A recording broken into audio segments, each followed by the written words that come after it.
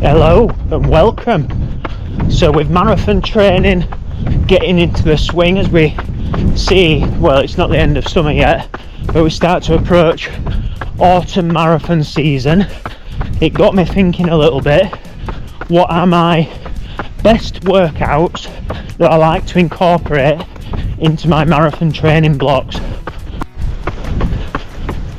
So today I'm going to give you my 3 best workouts that I like to include in my marathon training blocks as a bit of a measure to see where I'm at, see how I'm coping through the marathon training block, and also get those all important gains that are needed to complete the distance to the standard that I want come race day.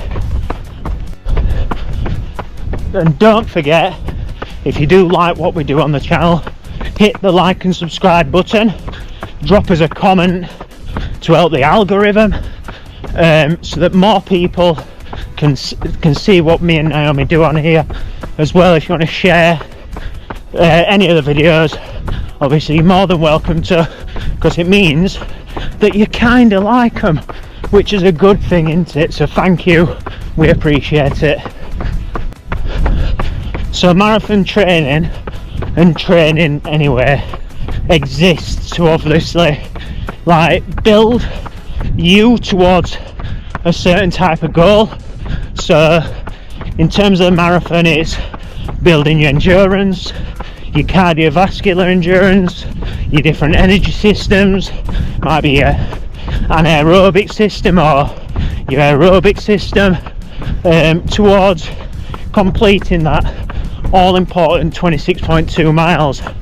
And also, if you're targeting time, might be completing and getting some speed endurance in there so you can sustain a certain pace required to complete that 26.2 miles within a certain time.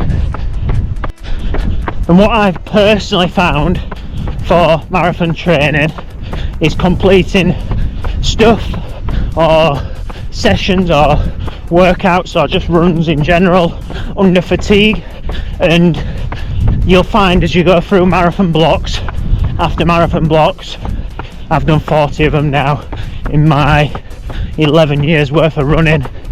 Some of them marathons I've been within marathon blocks building towards others, confusing that innit, but completing it under fatigue, you'll find that you just feel tired, you feel hungry, and your recovery needs are quite high. And that's fine, that's normal. You just need to be mindful that your recovery needs are high, and you go develop injuries if you don't take that recovery seriously. So yeah, it's having your finger on the pulse as to what your body needs and requires. And fatigue as a training response can be your best friend or it can be your worst enemy. So yeah, understanding that is probably one of the more mature aspects of when it comes to running that you kind of learn from a little bit of experience, whether that's positive or negative. And a lot of training is a case of trial and error. It's finding out what fits and works for you as a person, and unfortunately it's not one size fits all where you can just stamp it with a rubber stamp, a seal of approval that is going to tick a box for one person. So what works for Jakob Ingebrigtsen might not work for you, and double threshold days, for example, might just push you a little bit over the edge and lead to injury. So it's taking the best of what other people do, trying it, and if it works, fantastic. If it don't, go and try something else, that's okay. And there's some runners out there that respond differently to different training stimulus. So me, for example, I've found I work well off higher mileage and higher volume, but then Scott, a lad who I train with, works better off lower mileage but more intense working at his threshold, like 80% of his runs, and then he doesn't respond well to high mileage whatsoever because it just leads him to picking up injuries, and that's okay. It's understanding the differences like in each other as people. And I know if someone just copies and pastes my plan, it might lead them to injury, or it might lead them to their own perceived thing of success. So yeah, just be mindful of that. So yeah, marathons, I've done 40 of them now. These sessions and workouts, what I've found work for me. These are my like non-negotiables that I try and include to keep myself accountable, but also I think they get me the most amount of improvement through my marathon training blocks. So anyway, here they are. First off, it's free for the price of one, so all these workouts get the same sort of response that I found anyway. So I try to do these quite early on in a marathon block because it's a nice step up between 10k and half marathon training towards marathon training. So it's 20 by 400 meters off 60 seconds jog recoveries, and the 400 meters will be done like under marathon pace, so fairly sharp, and you're looking at like 5 and 10k pace. Then the jog recoveries, I don't really care so much about what the floats are done at so early on in a training block. It's more about just keeping moving and getting the job done. As I go later on into a training block, it might be that I look for a different stimulus and it's just under marathon pace or just over it. But 20 by 400, love to include it, and it's a staple part of my marathon diet. And then another one that's similar to it is 20 by 1 minute on and off, and these will be like just under marathon pace, so like half marathon pace, and then just over it by about 10 seconds. So you're keeping it fairly average, but it's changing the pace through the gears, and that's another part of the diet that I like to include. And then the last one in the free for the price of one is the Yasso workout, Yasso 800s. So it's 10 800s, try to finish them in your target marathon time, so that's not 2 hours. So for me, for example, if I'm targeting a 2:25 marathon, I'll try and do them in 2 minutes and 25 seconds, and then it's equal recoveries or 400 meter recoveries, which yeah makes for quite a long session, but yeah, it's a good predictor of what your eventual marathon time will be. And I usually do that one later on as I'm getting towards the marathon, roughly around 4 weeks out, as it's a good measure and a good indicator of where I'm at.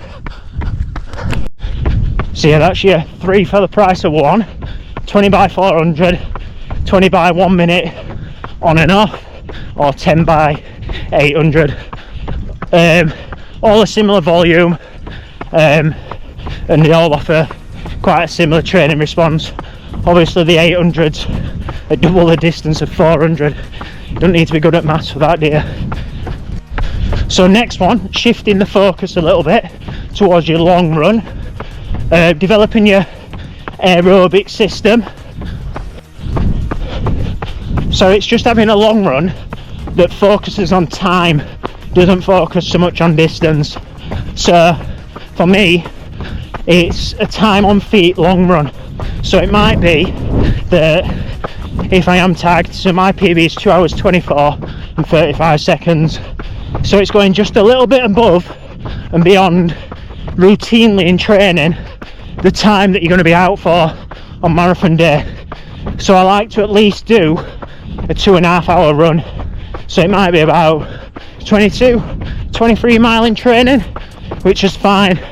It's not running flat out at race pace, it's just being out there and practicing fueling and practicing keeping moving forwards for that duration of time. And throughout my marathon block, I like to couple in probably about 4, 5 or 6 of these where they're just easy long runs, bit of an adventure of spending your time out there on your feet and bagging some easy steady miles. It can mean if you are going for like 4 or 5 hours, they can be quite long, but it'll lead you to big improvements, and it means on race day you're not throwing stuff at the wall in the dark. And last like real focused workout that I like to include in all my marathon blocks that I've found over the last couple of years I get a lot of benefit from, and that's including a bit of a threshold run coupled with some short sharp reps to finish with. So it might be doing like 5 mile at threshold pace, which is roughly just under your marathon pace, so half marathon pace, 10k pace, and then coupling it with like 5 400s afterwards, or 4 400s, or 8 400s, or some fast 200s as such, or k reps. And I found I get a lot of benefit because I'm creating that fatigue stimulus in my body by running at threshold pace, and then I'm asking my body and putting a lot of demand on it to run much quicker beyond that threshold work, which is beneficial for the back end of the marathon when you're wanting to kick in for a sprint finish across the line and beat your pals home as well. So those are my best like workouts or sessions that I like to include in every marathon block. But there's also a couple of other bits that are sort of like the cherry or the icing on the cake. So I like to race because you don't want to put all your eggs in one basket, so getting in a PB as you cycle through the distances. So starting the marathon block on the 5k race or time trial and building up to 10k and half marathon as you delve deeper and deeper into the tunnel of the marathon. So yeah, bagging your PBs over them distances, and then beyond the marathon as well, trying, if you've still got some energy in the tank as you're building back, to give you another target and banking your marathon fitness quite early on in your recovery. Just getting a race and getting used to racing and putting a number on your chest, so that when marathon day comes you're not spending 45 minutes on the toilet full of pre-race day nerves because you don't know what it is and you've never raced before throughout this block, and you're completely in the dark. And if you can't race often, it might just be doing time trials where it's you against the clock in training, or bagging a parkrun in or something like that. And lastly, before I round out the video for this week, make sure, and this is like even more non-negotiable than the others, that you do these 3 things: eat well, recover well, and do everything else easy in between. Don't go burying yourself when you don't have to. So 80% of the time throughout the block, I personally run easy in my zone 1 or low zone 2 heart rate, because that's what I train to, with a nice strap on my chest. So thank you for watching. Hopefully you can sprinkle some of them tips into your next marathon block, and it might lead you to some improvement. But remember, it's not one size fits all, and what works for me might not work for you. So yeah, good luck, enjoy it, and see you come autumn. Bye.